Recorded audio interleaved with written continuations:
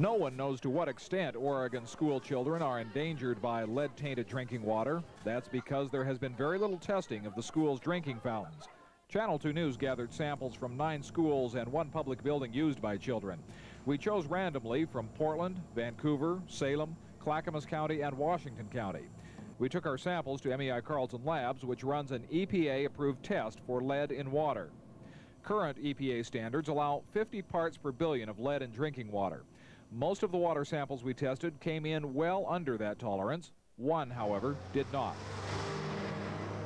The Mount Tabor Annex, which houses the Portland Parks Theater Workshop, yielded 60 parts per billion from its drinking fountain.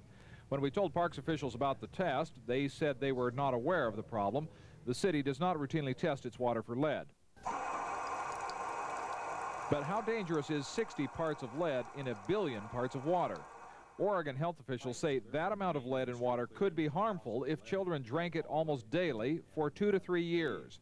University studies in Boston and London discovered lead accumulates in the body. They found that children in particular that were exposed to lead at very low levels did have some learning disabilities and could cause some permanent brain damage even at these very low levels. How low? Undecided. Right now, federal standards say less than 50 parts per billion of lead in the water system is permissible.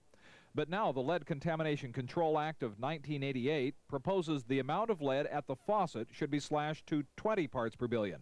If a public building exceeds that, the cause of the contamination is to be eliminated. Despite the potential for lead-related damage to children, testing for lead in the schools is still an entirely voluntary program.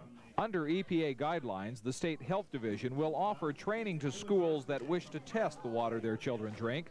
Portland Public Schools have performed spot checks at some of their schools when requested by the principal. And we'll do a test for lead and other elements that may be in the water, and they've always proven to be at a very low, safe level.